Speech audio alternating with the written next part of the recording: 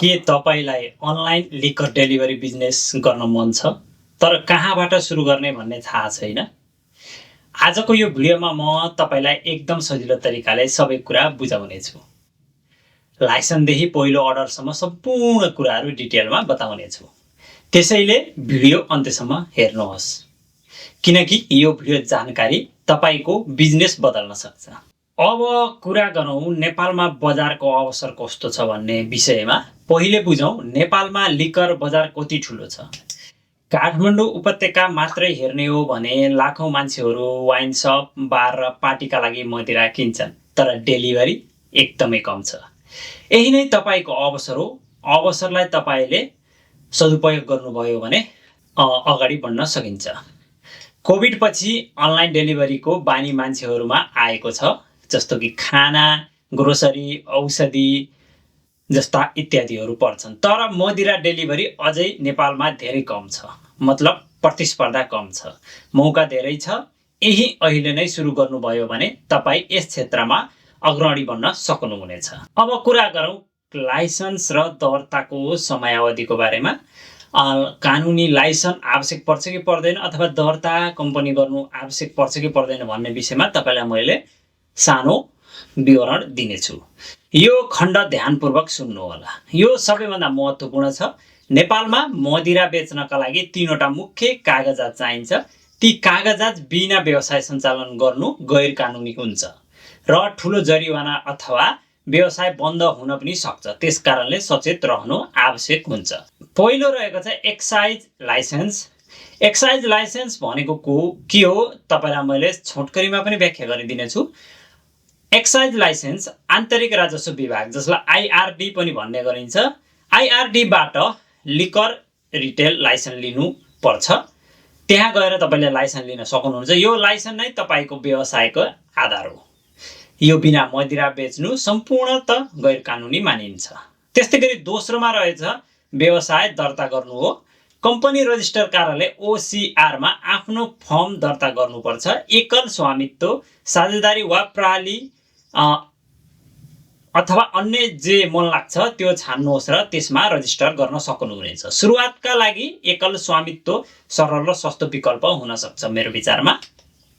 त्यस्तै गरी अर्को महत्त्वपूर्ण विषय भनेको प्यान र भ्याटसँग सम्बन्धित रहेको हुन्छ। कर प्रयोजनका लागि आईआरडीमा दर्ता गर्नुपर्छ।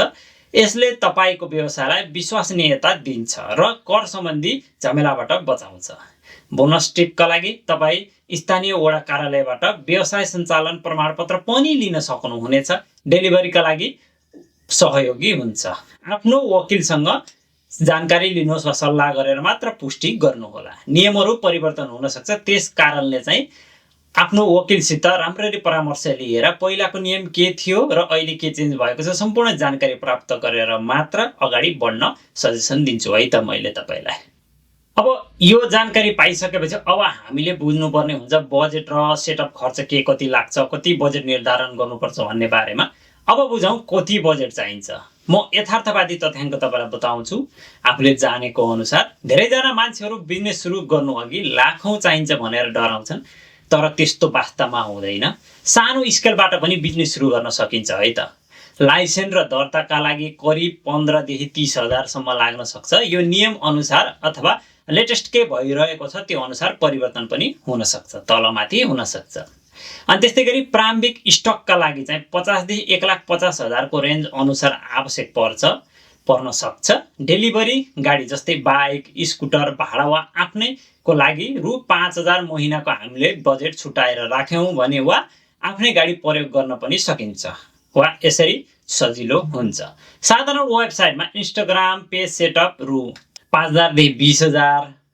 अनि त्यस्तै गरी प्याकेजिङ सामग्रीमा रु 3,000 देखि 5,000 सम्म खर्च हुन्छ भन्ने अनुमान गरेर तपाईले यसरी फर इक्जाम्पलको लागि मैले बताएको यसरी काम गर्न सक्नुहुनेछ पहिले बजेट निर्धारण गरेर। अनि त्यस्तै गरी कुल न्यूनतम सुरुवातका लागि करिब 80,000 देखि 2 लाखसम्म पर्याप्त हुन सक्छ। सानो स्केलबाट सुरु गर्न डराउनु हुँदैन। पहिले काठमाडौँ वा आफ्नै इलाकामा पनि ध्यान दिन सक्नुहुनेछ अनि बिस्तारै गर्नुहोस् मेरो सजेसन अनुसार। किनकि तपाईले सानो मात्रामा सुरु गर्नुभयो भने स्टेप बाई स्टेप प्रत्येक सोल्युसनहरू प्रब्लमहरू सोल्युसन गर्दै जान सक्नुहुन्छ। एकैचोटि ठुलो मात्रामा स्केल गर्नुभयो भने पछि गएर बिजनेस फेल हुन पनि सक्ने सम्भावना धेरै हुन्छ है त। अब कुरा गरौँ अनलाइन उपस्थिति र अर्डर प्रणालीको बारेमा। तपाईँलाई छोटकरीमा मैले जानकारी दिनेछु। अब डिजिटल उपस्थिति बनाऊ। आजको युगमा बिजनेस भनेको अनलाइन नदेखिनु भनेको अस्तित्व नहुनु बराबर मानिन्छ। हरेक क्रियाकलापमा हामीले फेसबुकदेखि इन्स्टाग्राम जस्ता सोसियल नेटवर्कदेखि लिएर वेबसाइट अझ व्यवसाय गर्नेहरूका लागि वेबसाइट पनि त्यत्तिकै महत्त्वपूर्ण रहेको हुन्छ। तपाईसँग तीनवटा विकल्पहरू हुन सक्छन्। यसको लागि आफ्नो बजेट र क्षमता अनुसार छान्न सक्नुहुन्छ तपाईले।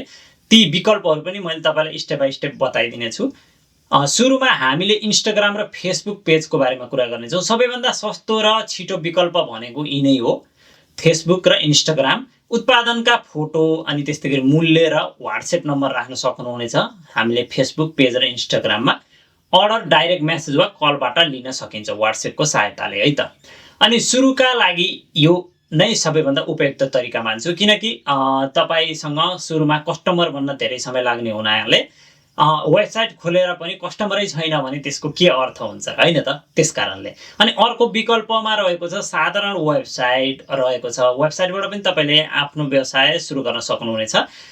साधारण सिम्पल व्यवसाय गर्नुभएको छ, सानो व्यवसाय गर्नुभएको छ भने त्यसको लागि चाहे तपाईले विक्स वा वर्डप्रेसमा उत्पादन सूची बनाउन सक्नुहुनेछ। अनलाइन भुक्तानी जोड्न सक्नुहुनेछ त्यसमा। अनि अनलाइन गेटवे पेमेन्ट जस्ता ई सेवा खल्ती जस्ता नेपालमा सबैभन्दा लोकप्रिय छन्। यसको सहायताले चाहिँ तपाईले व्यवसायलाई थप विश्वसनीय बनाउन सक्नुहुनेछ है त। तर तपाईले ठुलो मात्रामा व्यवसाय गर्न चाहनुहुन्छ भने आफ्नै सर्भर, जसलाई लिनक्स सर्भर मा तपाईले आफ्नो सिस्टम चलाउन सक्नुहुन्छ। फर इक्जाम्पलको लागि तपाईहरुले ज्याङ्गो फ्रेमवर्कको पनि युज गर्न सक्नुहुनेछ है त। अनि त्यस्तै गरी अर्को कदम रहेको छ चाहिँ हामीले कस्टम एप पनि बनाएर आफ्नो व्यवसाय राम्ररी सञ्चालन गर्न सकिन्छ। यदि तपाईको व्यवसाय राम्ररी चल्न थाल्यो भने पछि यो विचार गर्नुहोस् एकफेर है त। सुरुवातमा यसमा लगानी गर्न आवश्यक छैन। डेलिभरीका लागि पहिले आफै गर्नुहोस् र विश्वासिलो डेलिभरी एउटा मान्छे राख्नुहोस्, जहाँ केटा भए पनि केटी भए पनि राख्न सक्नुहुनेछ, अथवा पठाउ वा इनड्राइभ पनि जोड्न सक्नुहुनेछ। प्रो टिप्सको लागि चाहिँ मैले तपाईलाई नियमित ग्राहकका लागि व्हाट्सएप ग्रुप बनाउनुहोस् भन्ने सजेसन दिन्छु। अफर र स्टक अपडेट पठाउन सजिलो हुन्छ है त त्यसबाट। अब यति कुरा हामीले थाहा पाइसकेपछि चाहिँ हामीले अब मार्केटिङ र ग्राहकको उपलब्धि प्राप्तिको बारेमा पनि जान्नु अत्यन्त आवश्यक हुन्छ। ग्राहक कसरी ल्याउने यो सबैभन्दा महत्त्वपूर्ण भाग हो, किनकि राम्रो उत्पादन र सेवा भए पनि मान्छेलाई थाहा नभएर केही काम गर्दैन। पहिलो काम भनेको स्थानीय फेसबुक ग्रुप र सामुदायिक पेजहरूमा नियमित पोस्ट गर्नु हो। त्यसपछि रिल्स बनाउनुहोस् आफ्नो व्यवसायको बारेमा। अनि त्यस्तै गरी नेपालमा लिकर डेलिभरी पार्टीका लागि उत्तम कम्बो जस्ता विषयहरूमा चाहिँ तपाईले रिल्स बनाउन सक्नुहुन्छ। एउटा दुईटा एडभर्टाइजमेन्ट पनि रन गर्न सक्नुहुनेछ। यस्तो कन्टेन्ट भाइरल हुन सक्छ र तपाईको ब्रान्डलाई चिनाउन ठुलो मद्दत पुग्छ है त। अनि त्यस्तै गरी रेफरल प्रोग्राम सुरु गर्न सक्नुहुनेछ। साथीलाई बताउनुहोस् दुबईलाई छुट। नेपालमा मुख्य कुरा सबैभन्दा छिटो फैलिन्छ। पहिलो अर्डरमा छुट र निश्चित रकम माथि निशुल्क डेलिभरी जस्ता अफरहरूले नयाँ ग्राहक तान्न मद्दत गर्छ। गुगल म्यापमा आफ्नो व्यवसाय थप्नुहोस्। जस्तै काठमाडौँ लिभर डेलिभरी छ भने तपाईको व्यवसायको नाम गुगल म्यापमा हामीले राख्यौं भने त्यसलाई खोज्दा तपाई सजिलै नै भेटाउन सक्नुहुनेछ वा तपाईका ग्राहकहरूले अथवा लिकर चाहिने व्यक्तिहरूलाई चाहिँ खोज्नका लागि सजिलो हुन्छ। निरन्तरता नै सफलताको चाबी हो। हरेक दिन पोस्ट गर्नुहोस्, छिटो जवाफ दिनुहोस् सकभर, अनि गुणस्तर कायम राख्नुहोस्, चिटिङ कतै नगर्नुहोस् र ग्राहकलाई ठग्ने जस्ता कार्यहरू पनि नगर्नु होला। त्यो भनेको सर्ट एन्ड टाइमको लागि हो। लङ टाइमको लागि तपाईले जसरी नि ग्राहकलाई सन्तुष्ट राख्न जान्नुपर्छ। ग्राहक नै पाहुना सरह भनेर तपाईले बुझ्नुपर्छ है त। अन्त्यमा तपाईलाई मैले एउटा कुरा सुन्न चाहन्छु। आज तपाईले यो भिडियोबाट केही कुराहरू सिक्नुभयो होला। के कुराहरू सिक्नुभयो त्यो विषय तलको कमेन्ट बक्समा अवश्य नै कमेन्ट गरिदिनु होला है त। नेपालमा अनलाइन लिकर डेलिभरी बिजनेस सुरु गर्न ठ्याक्कै मैले माथि भनेका जस्ता कदमहरू चाल्नुभयो भने तपाईले अवश्य नै सफलता प्राप्त गर्न सक्नुहुनेछ। त्यही पनि मैले तल तपाईलाई फेरि दोहोर्याउन चाहन्छु सर्टकटमा। पहिलो भनेको लाइसेन्स लिनुहोस्, दोस्रो व्यवसाय दर्ता गर्नुहोस्, तेस्रो इन्स्टाग्राम वा फेसबुक पेज बनाउनुहोस्, त्यस्तै गरी चौथोमा प्रारम्भिक स्टक लिनुहोस् र पाँचौँमा रहेको छ लास्टमा पहिलो 10 ग्राहक प्राप्त गर्नुहोस् अथवा 50 ग्राहक प्राप्त गरिसकेपछि मात्र तपाईले वेबसाइट बनाउने सोच गर्नुहोस्। बस सुरु गर्न यति नै काफी छ। धेरैजना मान्छेहरू सोचिरहन्छन् तर कहिले सुरु गर्दैनन् वा सुरु गर्नै डराउँछन्। तपाई त्यस्तो नहोस्। आजदेखि एउटा काम सुरु गर्नुहोस्। अब तपाईलाई कस्तो लाग्यो भन्नुहोस्, कमेन्टमा बताउनुहोस्। यदि यो भिडियो उपयोगी लाग्यो भने लाइक, शेयर र सब्स्क्राइब गर्न नबिर्सनु होला।